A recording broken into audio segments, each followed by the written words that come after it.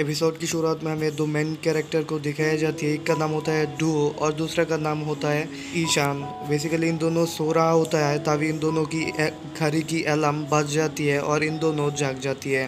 जिसके बाद दिखाया जाती है इन दोनों फ्रेश भी हो जाती है और फिर कहानी हमें आगे निकल जाती है। उन दोनों की काम होता है इसलिए बाहर चली आती है और इन दोनों इसी बिजी शहर में इन दोनों की टक्कर हो जाती है। बेसिकली इन दोनों रास्ते में चल रहा होता है, तभी इन दोनों की टक्कर हो जाती है। लेकिन इन दोनों एक दूसरे को पहले कभी नहीं देखा, फिर भी ईशान को लगता है उसके साथ दोस्ती बनानी, मतलब वो चाहती है उसके साथ फ्रेंड होना।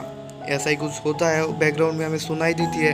लेकिन दिखाया जाती है इन दोनों एक दूसरे के साथ बातचीत नहीं कर पाती है और कहानी हमें आगे निकल जाती है। और यहाँ पे दिखाया जाता है ईशान को, जो बेसिकली एक यूनिवर्सिटी में होता है और उसके हाथ में एडमिशन फॉर्म होता है। और यहीं पे दिखाया जाती है हमें डो को, जो बेसिकली यहाँ पर घूम रहा होता है और वो किसी काम की तलाश कर रहा है। और इसी के चलते हमें दिखाई जाती है एक बहुत ही बड़ा लंबे लाइन, और यहाँ पे ईशान को इरिटेट फील हो जाती है। जिसके चलते दिखाई जाती है वो यहाँ से चले जाती है और साइड में एक ब्रेंच पर बैठ जाती है, जहाँ पे उसे एक फ़ोन कॉल मिलती है और जिसके बाद वो कॉल को रिसीव भी करती है। दूर से दिखाया जाता है यहाँ पर डो डो सब कुछ नज़र रख रहा है और इसी के चलते दिखाई जाती है ईशान की बैग के साथ किसी का टक्कर लग जाती है और बैग आगे निकल जाती है। बैग के ऊपर एडमिशन फॉर्म रखा होता है, जिसके चलते उसे बहुत ही ज़्यादा घबराहट फील हो जाती है। जिसके चलते वो भी आगे चलती है और यहाँ पे दिखाई जाती है डो आती है और सब कुछ पकड़ लेती है। ये दूर से देख लेता है ईशान और देख के बहुत ही ज़्यादा चौंक जाती है, क्योंकि उसका एक क्रश होता है, मतलब उसका ड्रीम गर्ल होता है। और इससे पहले हमें बैकग्राउंड में सुनाई दिया था।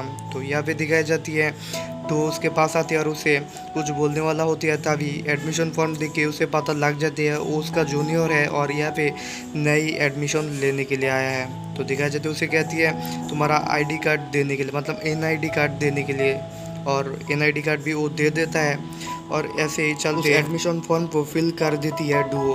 और इसी के चलते दिखाई जाती है एडमिशन फॉर्म लेकर सही जगह पर दे भी आती है। उसके बाद दिखाया जाती है ईशान कहती है मेरा काम तो ख़त्म हुआ, अब मुझे जाना चाहिए, मतलब मुझे घर जाना चाहिए। जिसके बाद डुओ कहती है ठीक है मैं तुम्हें बाहर तक छोड़ के आता हूँ, मतलब सारे बैग्स लेकर वो साथ में उसके साथ जाएगी, ये उसे बताती है। लेकिन ईशान कहती है नहीं इसकी कोई भी ज़रूरत नहीं है। फिर भी ज़बरदस्ती सारे बैग्स वही उठाती है और बाहर ले आके लाइब्रेरी वगैरह वगैरह सारे जगह उसे घूम के दिखाती है। जिसके बाद दिखाई जाती है वो कहती है पेमेंट करने के लिए।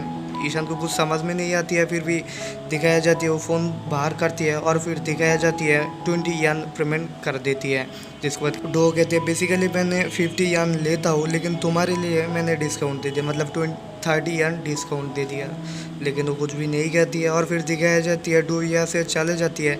और इसी के चलते उसके आदमी हमें नज़र आती है, जो बेसिकली उसे कहती है यूनिवर्सिटी हॉस्टल के बारे में। जिसके बाद दिखाया जाती है उसके साथ चले जाती है और सीधे उस आदमी उसे लेकर यूनिवर्सिटी हॉस्टल तक छोड़ के आ जाती है। दिखाई जाती है वो अपनी रूममेट के साथ इंट्रोड्यूस हो रहा है और यहाँ के सारे बच्चे सारे लड़का बहुत ही ज़्यादा शरारत है। लेकिन ईशान ज़्यादा कुछ नहीं, वो अकेले रहना पसंद करती है। फिर भी दिखाई जाती है इन लोगों की शादी रहती है और फिर दिखाई जाती है नानी की समय हो जाती है और फिर वो बाथरूम पर चले जाती है। यहाँ पे दिखाई जाती है उसके साथ एक उसका एक रूममेट उसे कहती है उसका बॉडी की बैक साइड सफाई कर देगी, लेकिन ईशान ना कहती है। फिर भी उस लड़का नहीं मानते और फिर दिखाई जाती है वो काम कर देती है। और यहाँ पे दिखाई जाती है ईशान के सारे रूममेट बेसिकली अपने अपने घर में खाना खा रहा है, मतलब फिश और भी बहुत सारे अच्छी खाना खा रहा है और ये हॉस्टल की नियम के खिलाफ है। तो अगले दिन की कहानी हमें दोहराई जाती है और यहाँ पे दिखाई जाती है ईशान को, जो अगले दिन पर भी बाथरूम पर आया है नहाने के लिए। और यहाँ पे हमें डो को भी नज़र आती है, जो बेसिकली इसी हॉस्टल पर आया है एक मकसद में। दिखाई जाती है वो भेस बदल के आया है और यहाँ पे आने के बाद अंडर एंटर करती है, लेकिन वार्डन उसे देख लेता है और उसका पीछा करती है। पीछा करते करते एक समय तो उसके पकड़ लेती है और फिर दिखाई जाती है डो को, जो बेसिकली वो अपनी वो ईशान की बाथरूम पर चले जाती है। यहाँ पे जाने के बाद दिखाई जाती है इन दोनों एक दूसरे के साथ फिर मुलाकात होती है और एक दूसरे को पहचान भी लेती है। फिर दिखाई जाती है वार्डन भी आ जाती है, डोर ओपन कर लेती है। फिर दिखाई जाती है हमें डो को पकड़ लेती है और यहाँ पे उसे कुछ बोलने वाला होती है ताकि उसकी नोज में एक स्मेल आती है। जिसके बाद दिखाई जाती है डोर ओपन करती है उन लोगों की। फिर हमें दिखाया जाती है वो सारे घर किया धरा, उन लोग खाना खा रहा था। ये सब कुछ वार्डन देख लेते हैं और उन लोगों को बहुत ही ज़्यादा डांटती है और कहती है ये सब कुछ नियम के खिलाफ है, फिर भी तुमने ये सब कुछ क्यों किया। सारे लोग सॉरी कहते हैं। फिर दिखाया जाता है उनको पनिश करती है बाथरूम क्लीन करने के लिए।